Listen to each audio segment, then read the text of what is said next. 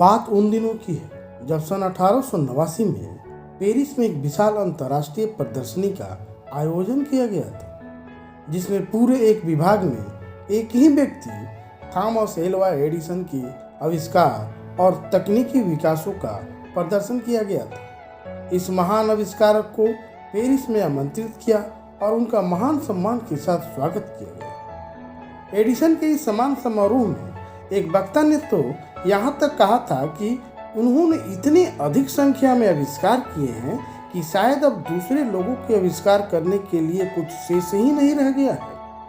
वास्तविकता तो यह है कि इस अकेले व्यक्ति ने 1000 से भी अधिक पेटेंट प्राप्त किए। मानव विकास के इतिहास में अब तक कोई भी वैज्ञानिक ऐसा नहीं हुआ है जिसने एडिसन के बराबर आविष्कार किए हैं। थॉमस एल्वा एडिसन का जन्म 11 फरवरी 1847 मिलान, ओहियो, अमेरिका में हुआ था। 10 साल की उम्र में ही इन्होंने अपने घर के तहखाने में एक प्रयोगशाला बना ली। अपने प्रयोगों के लिए जब उन्हें अधिक धन की आवश्यकता हुई तो उन्होंने ग्रैंड ट्रंक रेलवे पर चलती हुई रेलगाड़ी में अखबार, टॉफी बेचना आरंभ कर दिया। इन्होंने यह कार्य लगभग 1 वर्ष तक किया और इसी अवधि में एक साधारण किस्म का टेलीग्राफ भी बनाया। सन 1861 में उत्तर और दक्षिण के बीच में युद्ध छिड़ गया। लोगों की उत्सुकता थी कि उन्हें युद्ध के विषय में समाचार जल्दी से जल्दी मिले। इस आवश्यकता को देखते हुए एडिसन ने एक समाचार पत्र छापने की योजना बनाई। उन्होंने $12 में एक पुराना छापाखाना खरीदा और उसे ट्रेन में ही लगा दिया। कुछ कागज खरीदकर उन्होंने समाचार पत्र छापना आरंभ कर दिया। इस समाचार पत्र का नाम था ग्रैंड ट्रंक हेरल्ड। यह विश्व का पहला समाचार पत्र था जो एक रेलवे ट्रेन में छापा जाता था और वहीं से बांटा जाता था। इस समाचार पत्र के लगभग 400 खरीदार थे।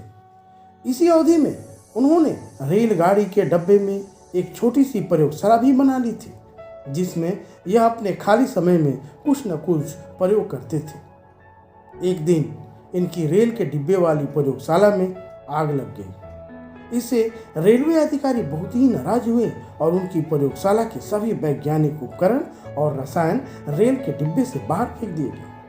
इसके बाद रेल में अखबार बेचने के लिए उन पर प्रतिबंध लगा दिया गया। सन 1876 में न्यू जर्सी के मेनलो पार्क में उन्होंने अपनी प्रयोगशाला स्थापित की। वहां उन्होंने इतने अनुसंधान किए कि लोग इन्हें मेनलो पार्क का जादूगर कहने लगे।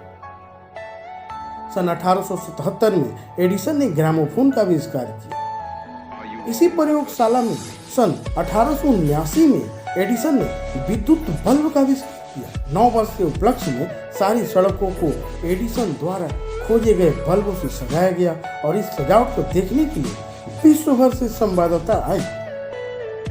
सन 1887 में वे न्यू जर्सी के वेस्ट ऑरेंज नामक स्थान पर बनी प्रयोगशाला में चले गए, जहां से मानो नए नए आविष्कारों की एक अटूट धारा बहने लगी। एडिसन ने सन 1812 में उन्हें अपने पुराने सहयोगी टेस्ला के साथ नोबेल पुरस्कार मिलने को था, लेकिन टेस्ला अपना नाम एडिसन के साथ जोड़ना नहीं चाहते थे, इसलिए ये दोनों ही वैज्ञानिक नोबेल पुरस्कार से वंचित रहे।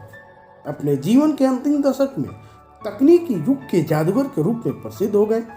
वे जीवन के अंतिम सांसों तक भी नई चीजें खोजने में लगे रहे। इतनी महान प्रसिद्धि के बावजूद भी वे बहुत सरल स्वभाव के थे। यह बात के इस कथन से स्पष्ट हो जाती है, मेरे अंदर 1% विद्वता का उत्साह रहा, लेकिन 99% कठिन परिश्रम था। सन 1960 में उनका नाम अमेरिका के उन प्रसिद्ध व्यक्तियों की सूची में जोड़ा गया जिन्हें member of the hall of fame कहते हैं। अंततः यह महान वैज्ञानिक 18 अक्टूबर 1931 को इस दुनिया को अलविदा कह गए। अगर यह कहा जाए कि उनके सर्वश्रेष्ठ उपलब्धियों में बल्ब का आविष्कार एक है, तो यह कोई अतिशयोक्ति न होगी।